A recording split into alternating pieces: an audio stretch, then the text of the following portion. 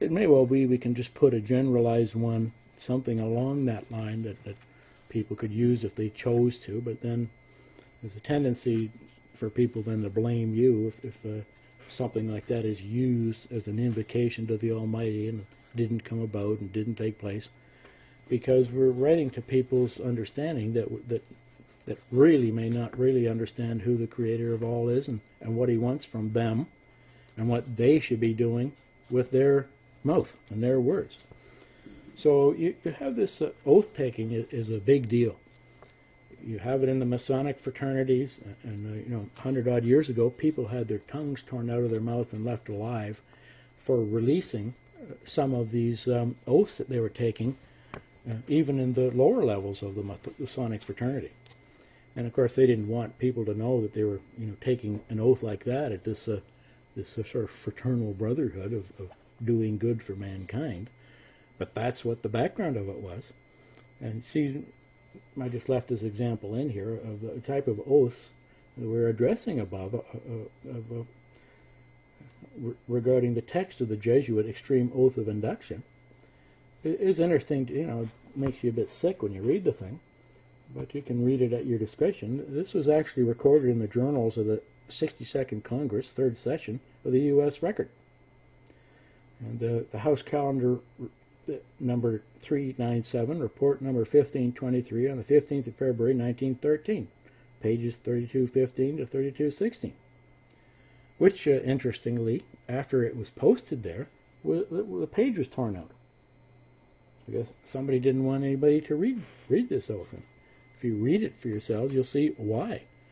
And that's exactly why the Masonic fraternities formally, I don't believe they do anymore, they list what you're supposed to do to somebody who releases any of the oaths they take, to make any of them public. Torture them to death.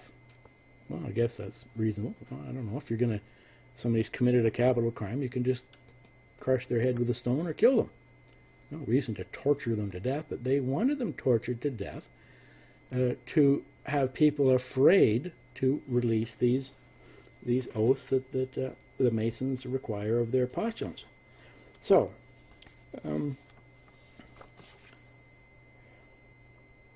you can see the introduction to it. The superior speaks, and here's their responsibility, to act as a dissembler amongst Roman Catholics, be a Roman Catholic, and to be a spy on your own brethren. Believe no man, trust no man. Among reformers, be a reformer. Huguenots, be a Huguenot. Calvinists, be a Calvinist. Amongst other Protestants, generally be a Protestant. Obtain their confidence and seek to preach from their pulpits.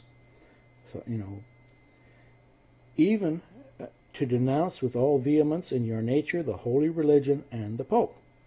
So you're making this, you're sneaking in as a spy to virtually everywhere on planet Earth. You'll see as they carry on with these responsibilities.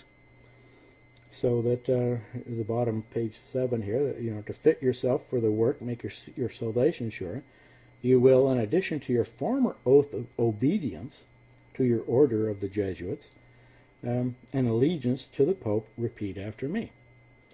And so in the presence of Almighty God, which is not Jehovah, Blessed Virgin Mary, and that's an anthropomorphic designation of the false god, Satan, who appears either as a male or a female or androgenic.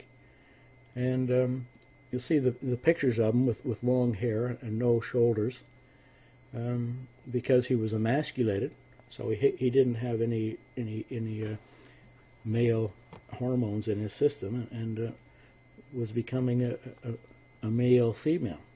And that's who you see put up on the cross here, even today.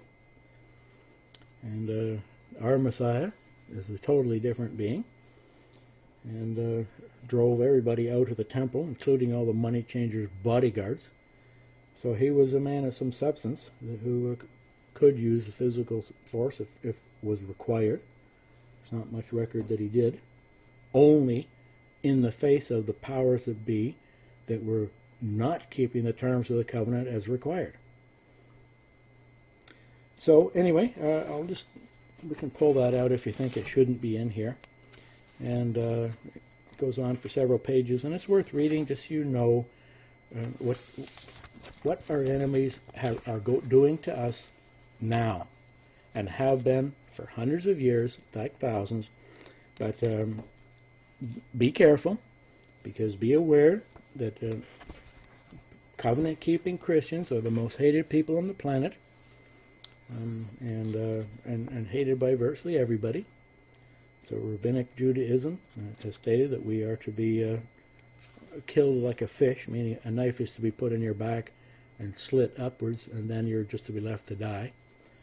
So maybe we should put a battery of quotes up on the Talmud and what happens to you, or if possible, to a covenant-keeping Christian.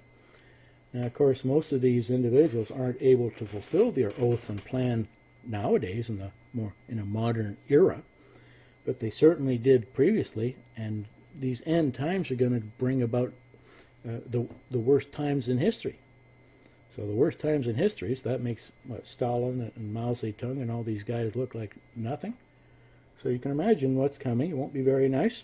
We're not afraid of it, and we'll fulfill our obligations to our God and Father with love, without fear, and hopefully that we can be alive when the witnesses come and help them if we're able to. But in any event, we'll serve and love our one true God, and thank you very much for that.